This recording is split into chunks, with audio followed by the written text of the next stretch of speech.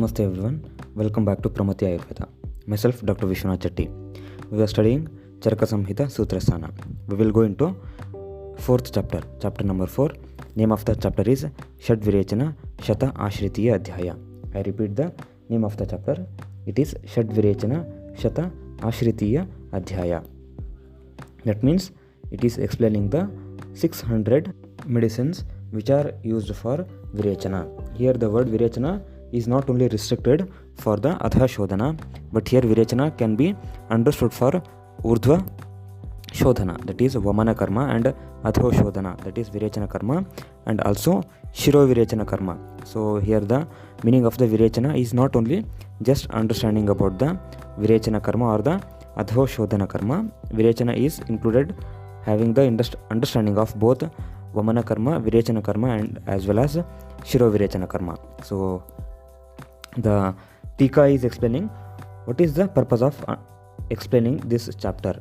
Tika for the first shloka, I quote first shloka, Athataha Shad Virechana Shratashritiyam Adhyayam Vakyasyamaha Itiha Smaha Bhagavan Atreyaha. So for this the Tika is explaining, I quote the commentary, Apamarga Tanduliye Antaha Parimarjana Muktam. So in the Apamarga Tanduliya Adhyaya there is understanding explained about Anta Parimarjana Bheshajas, and okay, Araghvadiye cha Bahi Parimarjana Muktam. So in the same way in Araghvadiya Adhyaya Bahi Parimarjana Bheshajas are explained there. So next they are explaining Samprati Purvadhyaya Dvaya Apratipadita Bheshaja Chatushka Avashya Vaktavyam. So there are some other medicines, okay, which are not explained in the both chapters. Purvadhyaya Dvaya Apratipadita, they have not been explained in the two chapters, the previous two chapters, and they are going to be explained here. They are going to be explained here in this chapter. They are explaining Ubhaya Parimarjana Bheshajam Abhidatum. So both Antha Parimarjana Bheshaja and as well as Bahi Parimarjana Bheshajas, both are going to be explained in this chapter Abhidatum, that are going to be described here. Shad Virechana Shatashriye Abhidiyate, for the explanation of the some of the medicines which are not described in Araghvadiya Adhyaya and Apamarga Tanduliya Adhyaya are going to be described here in this present chapter by name Shad Virechana Shata Ashritiya Adhyaya. So this is the basic understanding of the what is the purpose of understanding the Shad Virechana Shatashritiya Adhyaya. Moving to the next shloka, I quote shloka number 3.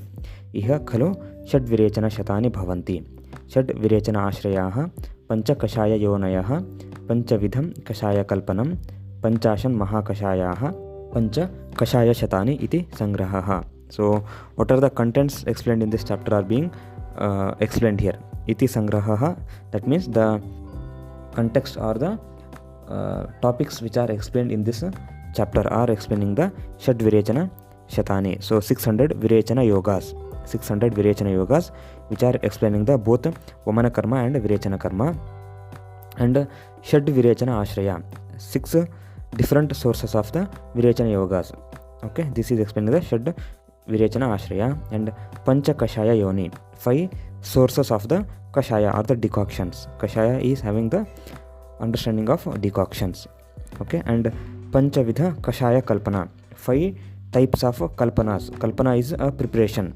For example, you are preparing a rice is a preparation. You are preparing a mango juice is a preparation. So in the same way they have explaining the 5 different types of Kalpanas. They are explaining as Kashaya Kalpanas, 5 different types of Kashaya Kalpanas, and Panchashan Mahakashaya, 50 groups of the drugs.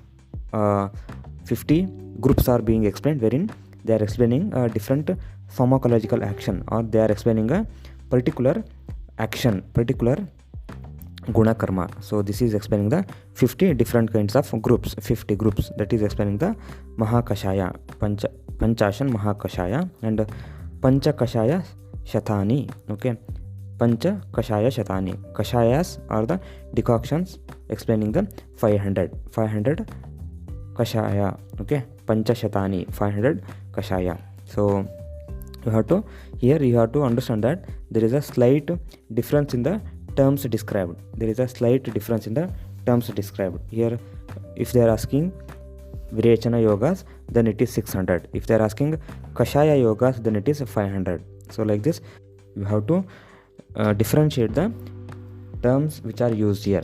You have to differentiate the terms used here. Going to the next shloka number 4. I quote shloka number 4. Shad virechana shatani iti yaduktam tadiha sangrahena udahritya vistarena kalpopanishadi vyakhyasamaha. So here I am explaining the brief understanding of this Shad virechana shatani. The 600 virechana yogas are explained here in brief. Okay, Vistarena Kalpopanishadi Vyakhyasamaha. They are explaining Kalpopanishad. What is Kalpopanishad? Kalpopanishad is nothing but the Kalpasthana, one of the section mentioned in Charaka Samhita only. There is a sthana by name Kalpasthana in Charaka Samhita itself. So here they have making a cross reference of Kalpasthana as a Kalpopanishadi. Okay, the understanding of different kalpas, different formulations. Okay, they are explained in Kalpasthana that they are quoting here. So they are explaining here the Vamana yogas and as well as Virechana yogas. Okay, moving to the next shloka. Trayaha trimshat yogashatam pranitam phaleshu. Here phala is the term explained to understand Madana phala. What is Madana phala? Madana phala, it is a name of the medicine. Madana phala is a name of the herb. It is a medicinal plant wherein its fruits are used as a medicine. The specific action of the Madana phala or the fruit of the Madana phala is Vamana or the emesis therapy, that is used for emesis therapy. This is the specific use of Madana phala. So like this, they have explained different kinds of other medicines, different kinds of other medicinal plants which are used for Vamana karma. The different plants which are used for therapeutic emesis. I am going to quote those, quote the names of the medicines, quote the names of the medicinal plants. Okay, first one is Madana phala. This is having the 133 medicines, 133 Virechana yogas. The next is Jimutaka. This is having the 39 Virechana yogas. Next is Ikshvaku. Ikshvaku is having 45 Virechana yogas or Vamana yoga. And Dhamargava, it is 60. Kutaja is 18. Kritavedhana is 60. I repeat the medicine counts here again. Madana phala 133, Jimutaka 39, Ikshvaku 45, Dhamargava 60, Kutaja 18 and Kritavedhana is 60. So like this, Vamana yogas are explained here. The Vamana yogas are in total of 355 is the total count of Vamana yogas. So like this, they have also explained the Virechana yogas. Virechana yogas are also explained here. They are explaining the Virechana yogas. The dravyas I am quoting: Shama Trivrat 110, Chaturangula 12, Tilvaka 16, Mahavruksha 20, Saptala Shankhini 39, Danti Dravanti 48. So a total of 245 Virechana yogas are explained. Okay, 245 Virechana yoga and 355 Vamana yoga. So total of 600 Virechana yogas are explained here. So here they have explaining the brief understanding. They have explaining in brief. So the detailed understanding of all these medicines are explained in Kalpopanishadi or the Kalpasthana. Moving to the next shloka. I quote shloka number 5. Shad Virechana ashraya iti khira mula tvak patra pushpa phalani iti. Here the word or the term used is Virechana ashraya. Ashraya, that means the source or the what is the base or what is the ashraya, where they are residing, where these medicines are residing. So how the medicines are derived, what is the part of the medicine used. If they have explained here the Madana phala is the medicine which is used for Vamana karma, and ashraya is phala. The phala is nothing but the fruit of the Madana. Okay, fruit of the Madana or the Randia dumetorum, the botanical name Randia dumetorum, Madana phala. What is its ashraya? Ashraya is phala. Okay, like this the 6 different ashrayas are explained here. First they have explained Kshira, and next is Mula, next is Tvak, Patra, Pushpa and Phala. So these are the 6 ashrayas explained here. Kshira is milky latex or milky exudate. Moola is root of the plant, and Twak is bark of the plant, and Patra is leaf, Pushpa is flower, and Phala is fruit. So here you can get a doubt that what is the Ashraya or Virechana Ashraya of the Kutaja, what is the Ashraya of the Dhamargava, or what is the part of the plant used in Kutaja, what is the part of the plant used in Dhamargava, and what is the part of the plant used in Krutavedana, or what is the part of the plant used in Trivrut. So the detailed explanation of this understanding is being explained in Kalpasthana. Here they have not explained in detail.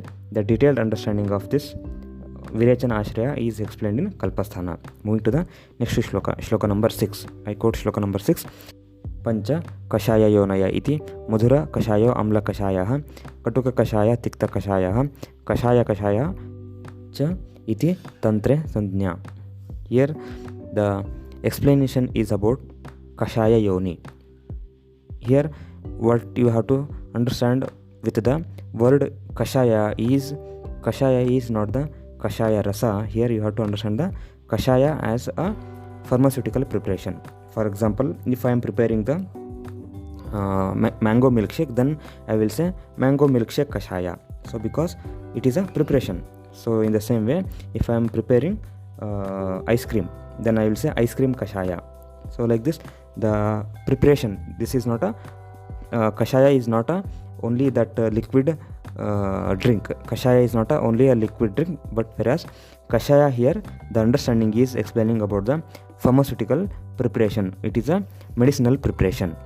Here they are explaining the kashaya yoni. What is the source of this kashaya? How this particular pharmaceutical preparation is being prepared. So with the example of mango milkshake, what is the kashaya yoni there? Kashaya yoni or the source is mango juice and the milk. In the same way, if there is a dravya which is having the madhura rasa is used for preparing the kashaya, then it will be madhura kashaya. If the dravya which is having the amla rasa, then it will be amla kashaya, and the dravya which is having the katu rasa, then it will be katu kashaya. And the same way is understanding for tikta kashaya and kashaya kashaya. Kashaya rasa dravya is used for preparing the kashaya. So that is explaining the kashaya kashaya. Here you can understand that there is no explanation of lavana kashaya. The lavana kashaya is not being explained here. And what is the purpose of not explaining the lavana as the kashaya? Lavana as not a kashaya yoni is being explained in the commentary. Tika is explaining the understanding about what is the reason behind lavana is not explained as a kashaya yoni. You can go through the Tika. Moving to the next shloka, shloka number 7. I quote shloka number 7. Panchavidham kashaya kalpanamiti tadyatha swarasaha kalkaha shrutaha shitaha fantaha kashaya iti. Shloka here is explaining the kashaya kalpana. So here the two words are there. One word is kashaya and another word is kalpana. You have to understand exactly what is this word means. Kashaya, as you have understand, it is a preparation, and kalpana is the way how it is being prepared. Kalpana is the way how it is being prepared. For example, they have explaining here the 5 kalpanas. The 5 kalpanas are Swarasa, Kalka, Shruta, Shita and Fanta. Swarasa, that means the fresh juice, and Kalka is the paste, and Shruta is decoction, and Shita is a cold infusion, and Fanta is a hot infusion. There is a particular way of preparing these kashayas or these formulations. So that is been explained as a kalpana. Swarasa kalpana, or the method how you are going to prepare the swarasa, is entirely different from the kalpana, shruta kalpana, or the decoction. How you are supposed to prepare the fresh juice is different from how you are going to prepare the decoction. So the procedure how you are going to prepare all these kashaya kalpanas is explained in the further shloka. Yantra nishpiditat dravyat rasaha swarasa uchyate. So like this, the preparation how it is supposed to be prepared, or how it is going to be manufactured, is being explained in the shloka. So you can go through the shloka. Tesham yatha purvam baladhikyam ataha kashaya kalpana vyadhi atura balapekshini na tu evam khalu sarvani sarvatra upayogini bhavanti. Here they are explaining the how can you use these kashaya kalpanas in different patients. They are explaining here as every use is depending upon the vyadhi and atura. Vyadhi bala and atura bala. What is the strength of the disease and what is the strength of the patient? Strength can be the vyayama shakti or the capacity of the physical exercise, and also the strength can be the ability of the digestion or the is jarana shakti or the pachana shakti or the pachana shakti. What is his capacity to digest the food? So that is been explained here, because they have explained here yatha purvam baladhikyam. That means Fanta is easy for digestion and Swarasa is difficult for digestion. That means if a patient is having a very good digestive capacity or very good pachana shakti or very good agni, then for that patient you will prefer Swarasa. You will prefer Swarasa Kalpana. And if the patient is having less agni or the poor digestive capacity or the Mandagni, then for that patient you will prefer Fanta Kalpana as the medicine.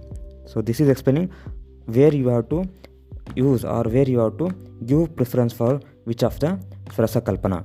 If at all the patient is having Alpagni or Mandagni or the ability to digest is poor, at that time you are not supposed to give him Swarasa Kalpana. For him you have to give him the Fanta Kalpana. So this is the clinical understanding or the clinical applicability that is being explained for Panchavidha Kashaya Kalpana. That is explaining Yatha Purvam Baladhikyam, and also Kashaya Kalpana Vyadhi Bala Apekshini and Atura Bala Apekshini. The Kashaya Kalpana, the choosing of which Kashaya Kalpana is to be given to the patient is depending upon the two factors that is explained as the Vyadhi Bala, the strength of the disease, and Atura Bala, the ability of the patient for the digestion or the Agni. So that is explaining the Panchavidha Kashaya Kalpana. Here I am skipping some of the important shlokas. The important shlokas which are explaining the definition of the Kashaya Kalpana. Exactly what is the definition of Swarasa, what is Kalka, what is Shruta, what is Shita, what is Fanta. So the definition is explained here. Like they are explaining Yantra Nishpiditat Dravyad Rasaha Swarasa Uchyate. So this is the definition of Swarasa. Yaha Pindaho Rasapishtanam Sakalkaha Parikirtita. This is the definition of Kalka. Vanho tu Khvatitam Dravyam Shrutamahu Chikitsaka. What is the definition of Shruta is being explained here. And Dravyad Apotitat Thoye Pratapte Nishi Samsthitat Kashayo Yo Abhiniryati Sa Shitaha Samudharutaha. This is definition of Shita. So I am not going to the detailed understanding or detailed explanation of these definitions. So this is homework for you.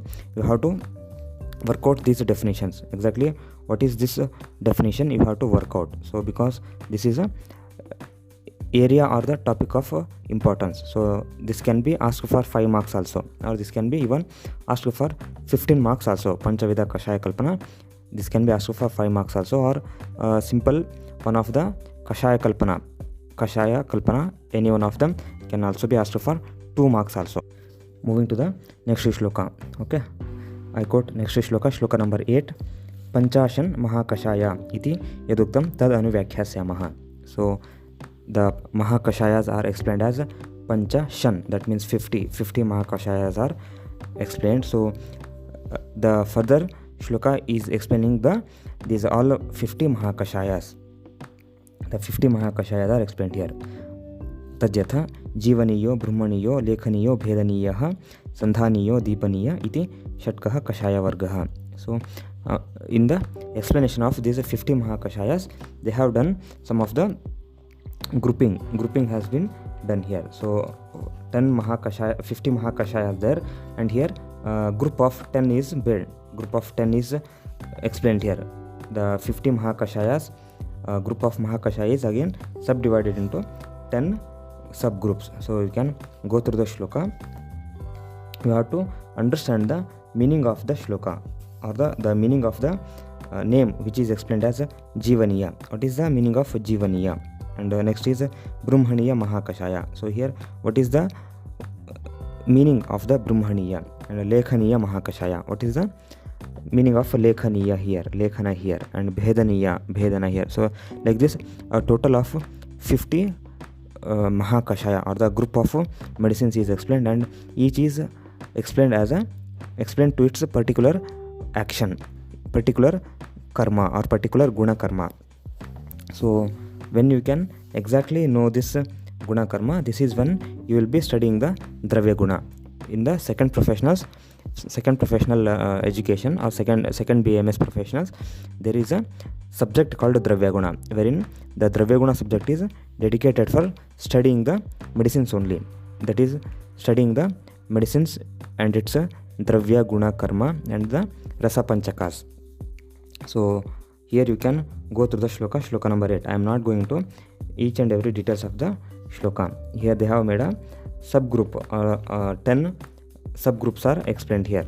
Okay, moving to the next shloka. I quote shloka number 1. Jivaniya Mahakashaya.